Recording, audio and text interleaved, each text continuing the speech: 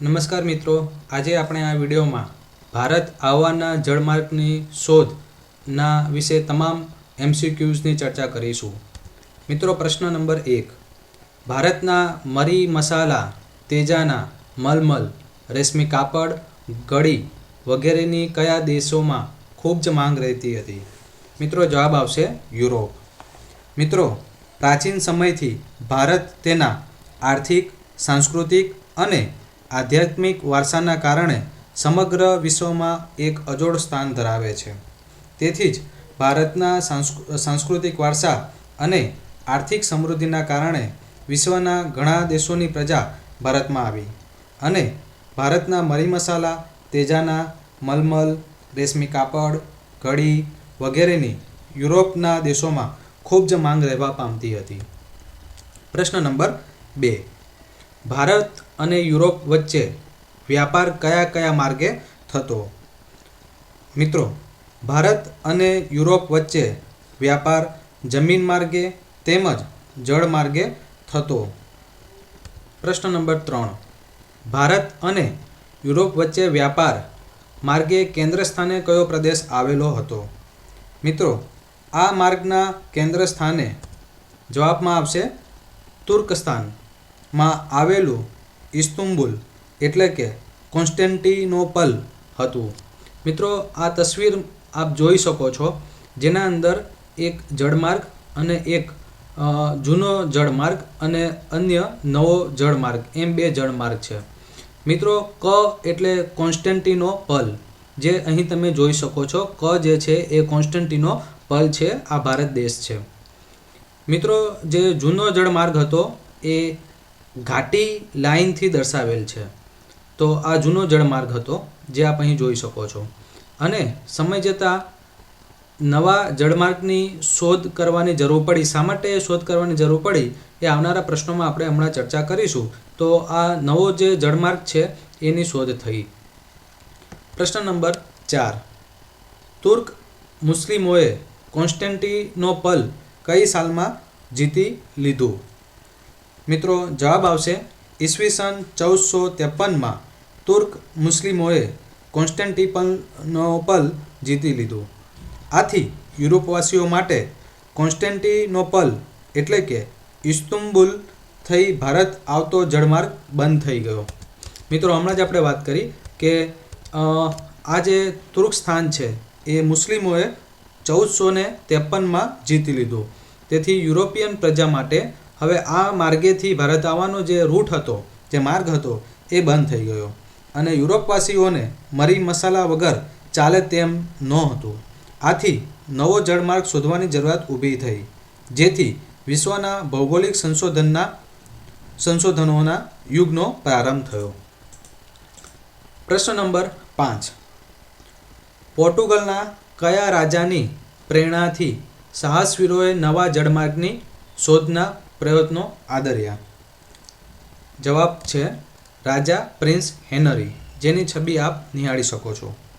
મિત્રો, પોર્ટુગલના રાજા પ્રિન્સ હેનરીની પ્રેરણા, પ્રોત્સાહન અને આર્થિક મદદથી સાહસવીરોએ નવા જળમાર્ગની શોધના પ્રયત્નો આદર્યા. પ્રશ્ન નંબર 6. કોણે કેપ ઓફ ગુડ હોપ ભૂશીરની શોધ કરી? જવાબ છે બાર્થોલોમ્યુ ડાયઝે, જેની આપ છબી અહીં નિહાળી શકો છો. હવે મિત્રો, કેપ ઓફ ગુડ હોપ એ પ્રદેશ એ તમે છેક નીચે માઉસ પોઇન્ટર તમે જુઓ છો, એ આપ ત્યાં આગળ કેપ ઓફ ગુડ હોપ એટલે કે આફ્રિકા, સાઉથ આફ્રિકાના અંદર આ સ્થળ આવેલું છે. તો પરીક્ષામાં અવારનવાર પૂછાતું હોય છે કે કોણે કેપ ઓફ ગુડ હોપ ભૂશીરની શોધ કરી? તો જવાબ આવશે બાર્થોલોમ્યુ ડાયઝે, જેની આપ છબી નિહાળી શકો છો. મિત્રો, ભારત આવવાના જળમાર્ગની શોધ માટે ઘણા સાહસવીરોએ પ્રયત્ન કર્યા, જેમાં બાર્થોલોમ્યુ ડાયઝે, જેની છબી આપ નિહાળી શકો છો, તેમને કેપ ઓફ ગુડ હોપ, આ સ્થળ કેપ ઓફ ગુડ હોપ ભૂશીરની શોધ કરી. મિત્રો, આ વસ્તુ જાણવા જેવી છે અને હંમેશા યાદ રાખવા જેવી છે. ક્રિસ્ટોફર કોલંબસે, જેની તસવીર આ એમની તસવીર છે કોલંબસની.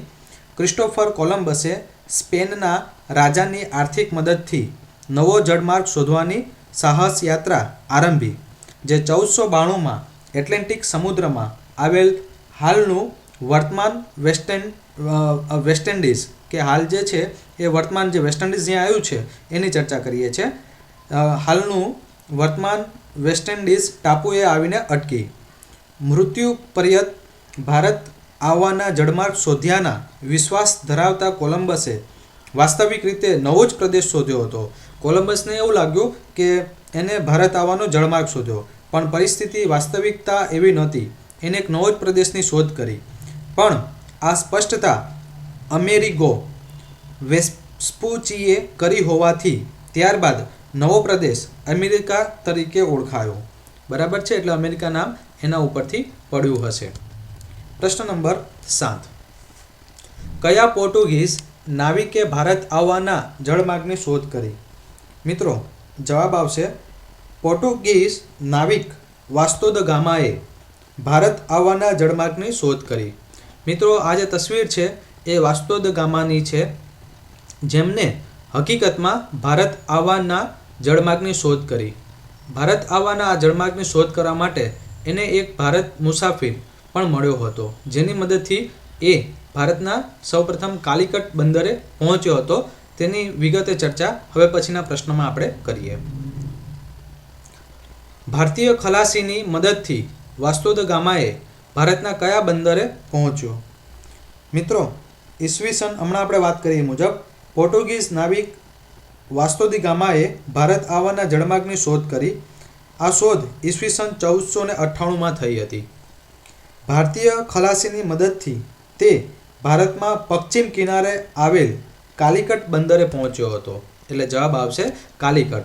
એટલે આ ભારતનો પશ્ચિમી છેડો છે. બરાબર છે. ગુજરાત જે છે એ ભારતની પશ્ચિમ છેડે આવેલું છે. ગુજરાત છે, મુંબઈ છે, તેવી રીતે ગોવા છે, પછી કેરળ છે, રાઈટ. તો કાલિકટ બંદર જે છે એ પણ ભારતની પશ્ચિમ બંદરે આવેલું છે અને એ કાલિકટ બંદરે પહોંચ્યો. પ્રશ્ન નંબર 9. કયા રાજાએ વાસ્કો દ ગામાને આવકાર આપી રાજ્યમાં વેપાર કરવાની છૂટ આપી?